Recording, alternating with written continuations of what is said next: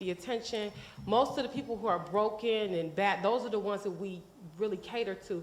But that wasn't my story. I just didn't want nobody to tell me what to do. And I wanted to be grown.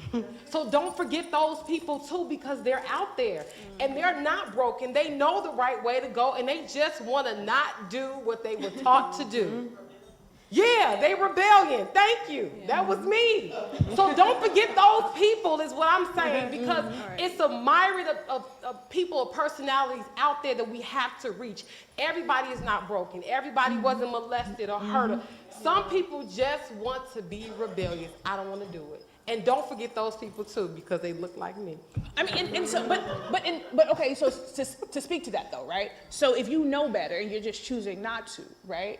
Then the only, and I don't know your story, right? So I'm not going to try to say, you know what I mean? But only thing I can think of would just be continuously praying for those, right? Because it's not a, well, she left because she got pushed out. She left because I'm choosing not to be out here, right? Not to be there right now, right? So in those instances, you know, you just pray for those people. And don't forget to pray for me, y'all. You know what I mean? Just pray for them to come back home, right? I mean, but like for everything else, it's just like the people that just like have a reason on a specific reason why they don't want to be there, right? And then just like how we can hold the husband and wife accountable for their infidelity as a pastor, things like that. What are we doing about the inappropriate behavior for the clergy, for the men that are parishioners who are not? You know what I mean? In a pastor role or whatever. Like, where's the accountability for that? Where, when we hear when that 15-year-old girl walk by, ain't nobody gonna check that. Right. We gonna let that happen? Ain't nobody gonna say nothing? That's okay? You see what I'm saying? But she heard it. You see what I'm saying? So where's the accountability for that? Where is the accountability for the women gossiping? Like, what elder mother is gonna say, hey, sweetheart, we don't do that here? Right. When is that going to happen? Right? Like, you have to hold everybody accountable. It just don't just start with the pastors when everybody can see it. No, hold everybody accountable so that way they know, like, I can't behave this way. Yeah. Right. This is not Christ-like. Expectation. Exactly. It's just, we have to learn how to hold each other accountable. And it's not just a pastor. It's, I'm sitting next to her. I heard what you just said, sweetheart. That's not Christ-like. Let's not do that. It's something just that simple. Yeah. So when you start moving like this, right, your light and your energy will begin to shine, and God will bless your church itself, because this is a place where he needs people to come to. So therefore, when people start acting like that, I feel like you'll be able to attract more people. I want to swing, thank you for that. Before we take your question, I'm so sorry. I just want to swing the conversation over this way. Ladies, if you have anything to add? I'm just listening because what they saying, they making valid points. But when she was saying that it's therapists and all that stuff like that, people to talk to, like, I feel like that's very true. But as Black people, we grew up in our household, don't tell nobody nothing. It stay in this house or whatever. Or I feel like that's where a lot of the problem has come from.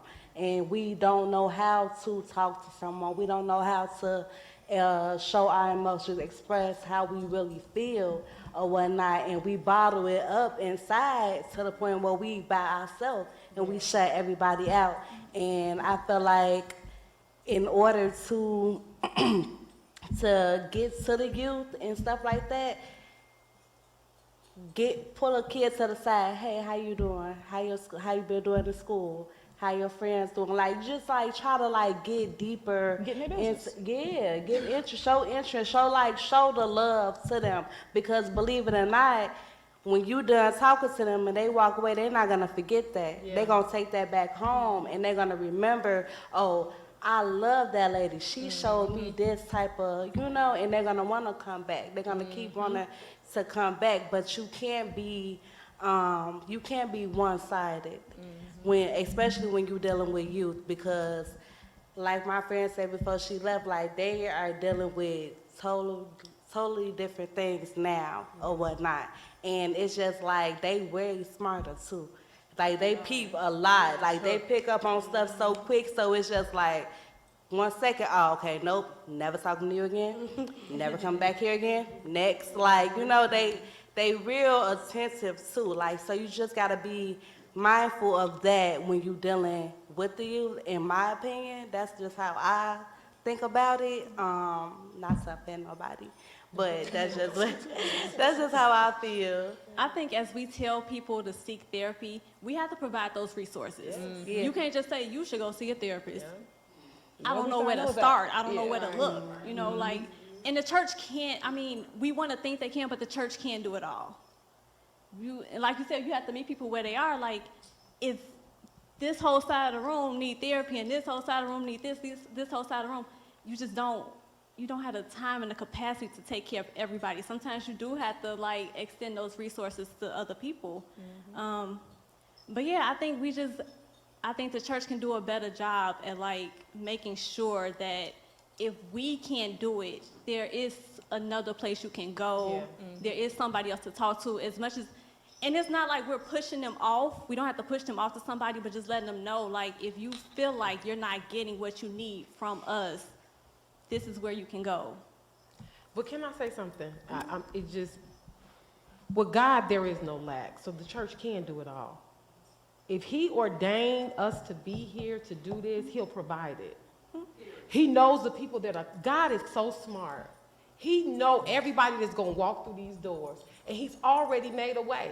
It's about, do we believe it? Do we believe that we can't do it, or do we believe we can?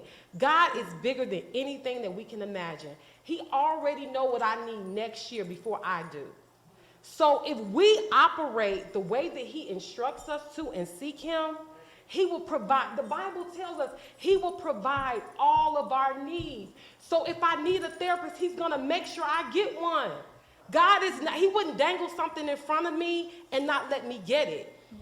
So we have to believe that God will provide it. We can't do it. Our trust has to be in God. And like, and to that point, it's one of those situations where, again, it could be somebody that's sitting in your congregation who might just be a therapist. Yeah. Exactly. And all you have to do is put the call out there, like, hey, this is what we're looking for. Or it may not even be somebody in your congregation, but it could be somebody in your congregation that knows somebody. Yeah. And it's just as simple as putting the plan together and putting a call to it, right? And then also, to piggyback off what she said, like, again, when you talking to youth, you can't just always be the hammer that's coming down on their head. Like, who wants to hear this? Like, they got rules left and right. They constantly being told what they ain't do right, what they ain't did. And again, you not knowing what somebody's background is. You don't know if their mama be cussing them out on a daily. Last thing they need to do is come to church and then somebody else is telling them where they messed up at. Not saying you shouldn't hold them accountable for when they fall short, but at the same time, celebrate them too when they do right. And that's not even just in church. That's with your kids at home. Like, nobody wants to always feel like they're not doing something right. Like, that gets old, it gets boring, and it goes one ear and out the other, and then you realize why you can't reach your kid, and your kid don't listen to you no more. Because all they hear is negativity. All they hear is negativity. So it's just like she said, talk to your kids. They listening, but also, when you correcting them, tell them when they did right. Like when your pastor said about your grades. Like, if you know what a child is capable of, if you speaking life into that child, and then cool, you praise them when they do good. I remember being called up at the front of the church when I got my report card because I got on the honor roll and this, that, and other, and I got a gift card. That's great. But then when that same adult had to come to me to correct me, I didn't mind the correction because I understood where it was coming from. But if all you're getting is reprimand, that doesn't feel like you care. That just feels like you constantly judging and I'm not enough. And so you have to find a balance when talking with kids and giving them that positive reinforcement, as well as correcting them and showing them the path in the way they should go. Can I say something? Oh, yeah. Got you had a question. Sorry. It's okay. Well, honestly, my daughter, she brought up a big part of what I was going to say is, first of all, you got to show that love. Because, like you say, you don't know when a person, and we're saying young adults, youth, children, whomever, it's just like a lost soul walking into the house of God. We don't know how broke, we don't know their story. We just know that this is a soul, and when you come in here, we got open arms, because you come into Christ. You done came up and you want to give, you ain't perfect when you get there. But when you get to a point where I love to hear Evangelist Nisi. I love to hear her, what she's saying, because she has a true testimony Yes. that she can help a soul Sure can. that come in here. You know, just her testimony. Yeah. All thing she has to do is give her Yeah. part of it. Part of it.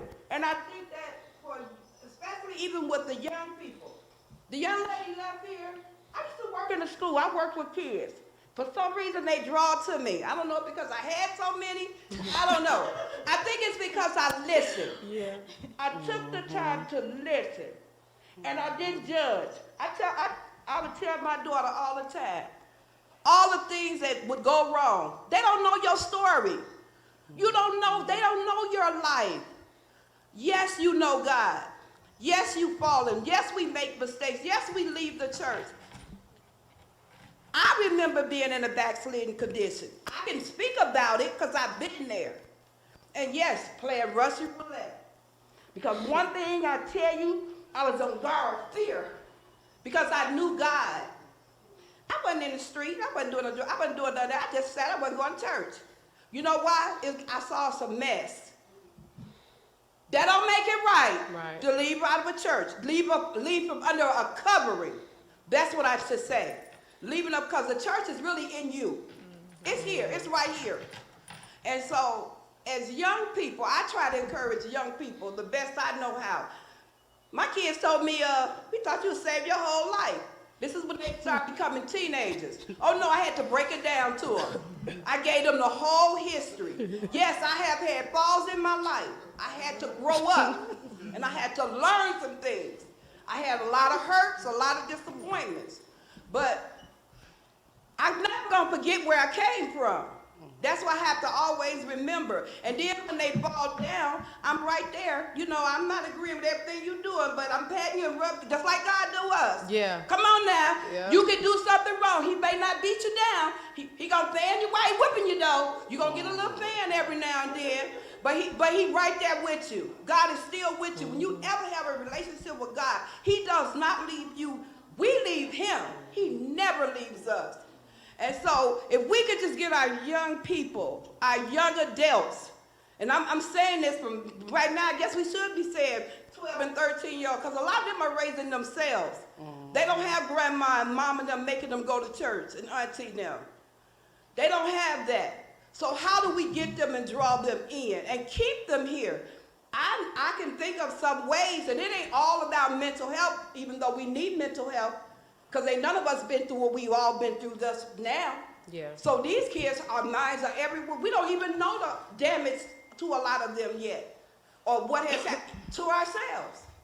But we have to show love. We have to open these doors up and show love. If I can't help you because you need some help with your business or you having a breakdown, I'm gonna send you over there to Sister Nisi. You know what I'm saying? If I know who the person is that I know that they can get some help from, they're going to pat them and take them through it. That's what we need to do in the church. The church, to me, a lot of them have a program.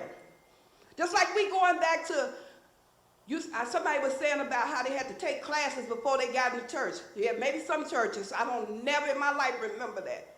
But I'm sure they probably do. But my pastor told me I'll never forget, because I'm an observer. I sit back and watch everything. I've watched everything. I've always been that way from a kid. And I said, well, I ain't no evangelist, and I ain't know this.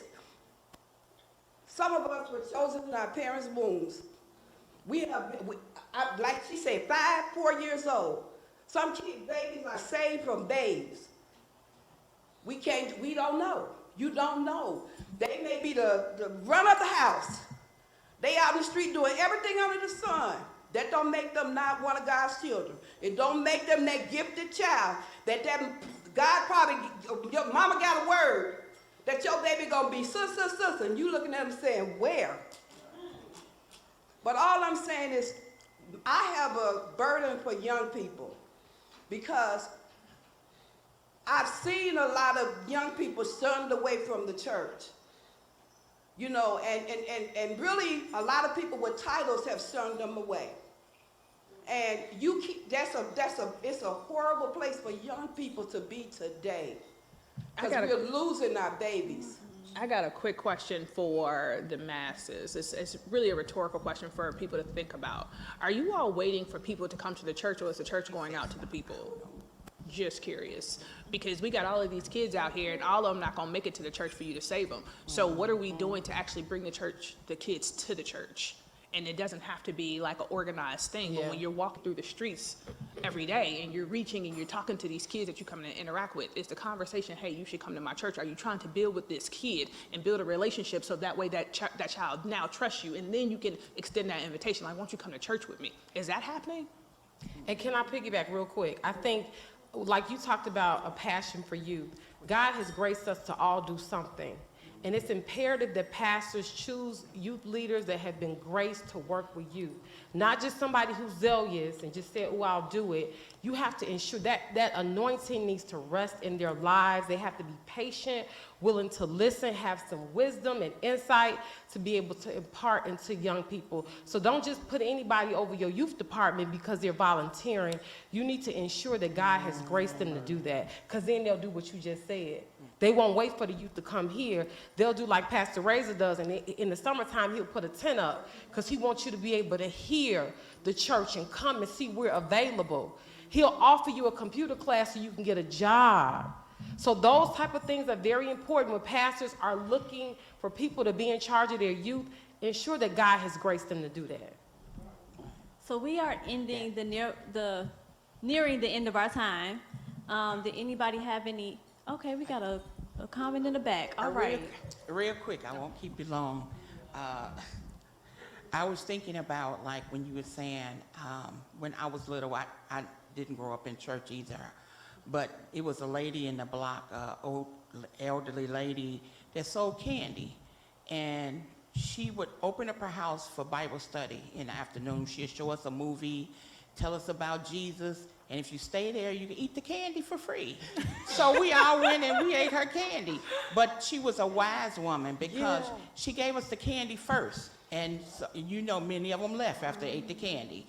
But some of us that God had his hands on was convicted and couldn't leave. I could never eat a candy and leave. So I stretch it out and watch a movie, you know. And then next time I take somebody else with me so they can watch the movie too. Don't leave, don't leave. But also, I was that one that saw everything, like Vicki was saying. He heard everything in the church. I was that one that saw the pastor say, well, we're going to wear robes, the choir going to wear robes because Sister so-and-so is pregnant and we don't want the people to see that. I heard that, and it's like, God, why did I hear that? Or I heard them say, we're going to take up a $100 offering, and the pastor passed out $100 bills to his family so they can start first so the other people can follow. You know, and I began to see all this stuff. And then hear them over in the corner talking about the different ones, the ones that they was laughing at old baby and do to church. You know, that's discouraging, especially when you're a baby saint. And, you know, and I used to read the Bible, and I was like, I constantly told God, you know, pluck my eyes out. So I want to go to heaven, and if I have to go there blind, you know, because I don't want to see all this. I saw a lot. Like Vicki was saying, you heard a lot, you saw a lot. Even when I was going to church and I couldn't afford stockings, the mothers would slap me on the legs and say, baby, you know you're supposed to be wearing nylons, you know. But didn't know I didn't have the money for stockings. Didn't ask me why I didn't have any on. So that was discouraging. It's like, you know, then I stay home. But then instead of staying home, then I found something longer where they couldn't see it, and I avoided them. And also to add with Vicki, what she's saying, I understand too, you know, and a lot of people, I know you probably bug you when you hear that because, you know, your sister was prayed for, you know. My son died with blessed oil in his shoes and his hat. I used to pray, fast and pray and rub blessed oil over my body and roll around in their bed. You know what I'm saying? Because I wanted them to be saved. But everybody came to me with all kind of advice, but one person, his godmother, said something that made more sense than anybody. And she said, God took the one that was ready. So, you know, everybody wondered, why was you wasn't ready? She was. And I looked at the crowd after that. The crowd that, the guys that he hang with, they got really scared because that was the one that sang in the choir. That was the one that went with me when I was passing out tracts and on the trains and going with the homeless and stuff. That's the one that was with me. They didn't understand how it happened to them, so it made them scared. So then they got their life together. They got a job. They went to school. They didn't come back to the city. You know, they didn't hang with that crowd anymore. You know, they learned something. So, I mean, I get it. And I can imagine what you went through, because I, too, had to deal with a 15-year-old, you know, after losing a brother. So that's all, you know, just be encouraged. You know, God wants you. He got something for you to do. Those that see everything and hear that conversation, people don't, that is the worst thing that people can do, is talk about the church. Have the church for lunch when they go home with their family and talk about everybody in the church around their children. Children can't help but to, you know, they go around you, you can't understand why they speaking to you yesterday and they rolling their eyes at you tomorrow, you know, the next week or whatever, because they heard too much. You don't, you know, talk that stuff around their kids. You have to be careful. You know, that's why it's good. And that's why I always, with my kids, I said, I didn't teach them. Like I was taught, do as I say, do not what I do. That's what I was taught. But with my children, I say, you do as I do and you do as I say do. Because God told me that I had the responsibility. That was my responsibility. You know, that is my job. My 2 children was my job. And I had to see to it that they get to him and see him in peace and to live and work for him. That was my job. And I took my job serious. So whatever I did, you know, I ain't saying I was perfect. Yeah, I did pick up smoking again, but I hung out the bathroom window so they wouldn't smell it. You know what I'm saying? I didn't do things where they can see it and say, well, yo, things is getting hard. So then that's when you go back in the world and pick up a few things, you know, when I'm stressed out, you know. But then I knew I had to get it together, you know, and every time I do it, I was like, God, forgive me. And then the word came to me that he said, when your calamity comes upon you, I'm going to mock you. And then after a while, when I was smoking, came back and repented, and he said, I heard my own voice come back and say, oh, God, forgive me.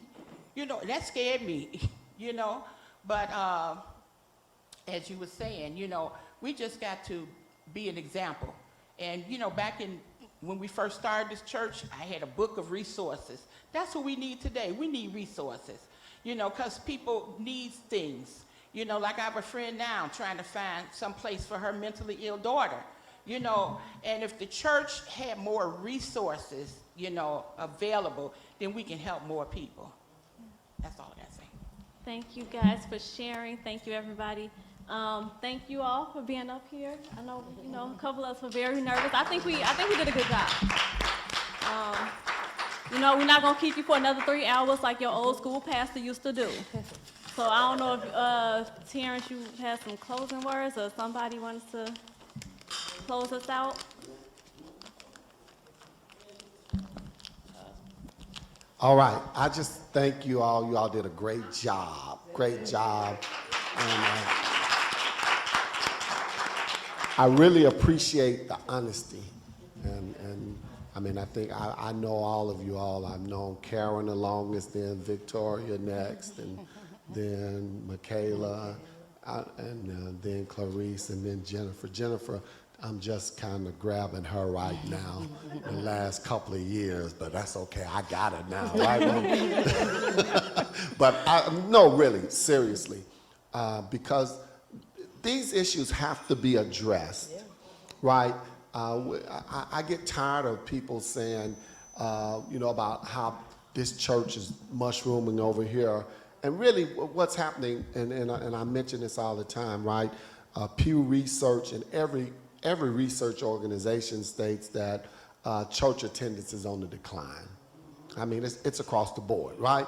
So when you see churches that are expanding, it's not growing the body of Christ. They have programs to draw people from other churches. And then when the next big thing comes, they go from that church to that church. And they go, and it doesn't help anybody, because our job and our goal is to go out and grab the unchurched, right? The ones that don't know about the Lord. And I've always felt we're too judgmental, you know, and a lot of people, they had a hard time believing some of the things that I had to put up with in certain situations, because I didn't believe in being judgmental. and I would find myself in church places, and there was a lot of times that I butted heads, and we had a lot of things, right? But we've got to address these questions, and we've got to provide solutions if we want to bring people back to the house of the Lord. And that's what the goal is, right? But the house of the Lord, I'm just going to be totally honest with you. The church that's going to do that is going to look drastically Yes. different Yes. from what we know the church today. And it's going to look totally different, and you know that's just the bottom line. It's going to look totally different, and so I thank each and every one of you all for you could have been in a lot of different other places, for taking your time and just sharing with us on this panel. I don't have anything to say. I really didn't want to say anything. You know, I'm glad I can still stand after y'all beat us poll pastors up. After y'all beat us poll pastors up tonight. But you know what? Me and Pastor Sarden had a program that we started, and we was doing real well before the pandemic. Then pandemic, we stopped. I had some other things come up because I was running the training center. But we had a program called Pastors Talking the Issues. And the whole idea was to address things like this. And we started Voices Rising Up so that we could have those conversations outside of the framework of the church, right? You know, because we didn't want it all to be holy God, blah, blah, blah, blah. We wanted to deal with the real issues. So it wasn't on my church's page and it wasn't on his church's page. We created a community forum and we called it Voices Rising Up. And I think we're going to bring that back so that we can address the issues, because I'm tired of waking up to death. You know, people are just being, and it's not just Chicago.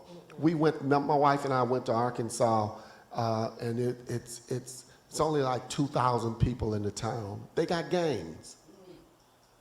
I said, everybody in this town should be one gang fighting the next town. Right. But they got gangs. You know, woke up in the middle of the night, you hear shots. All right. You know, someone walks into, they don't have enough money to have a bar. So the local car place where they change flats on Friday, they put that over to the side, and that becomes their juke joint. Somebody shot up the juke joint, killed 3 people, and then kept going. The juke joint. You know, so it's not just an issue in Chicago. It's an issue everywhere. And we have to address those questions. We have to answer those questions, right? Okay? So I thank you all for coming. I know Jeremiah, I don't know who the Regala is. My son set him up and he hasn't come, but Jeremiah texted and said he's on his way, but we're not gonna wait for him, right? He ain't that funny. He watching me too, and he know that I'ma hear about that too. He say he's on his way, but he ain't that funny, right? Not funny enough for me to wait after that. You all did a great job. Thank you, Tori. Thank you, Karen. Thank you, Clarice. Clarice is coming out of her shell, girl. I'm gonna have you preaching in a little while. Thank you, Jennifer, and thank you, Michaela. Yeah, oh, she's coming out of her shell. We're gonna give you some license, girl. Yeah. But thank you all, thank you, and thank everyone that came on this rainy night to be a part of this, okay? Okay, God bless you all.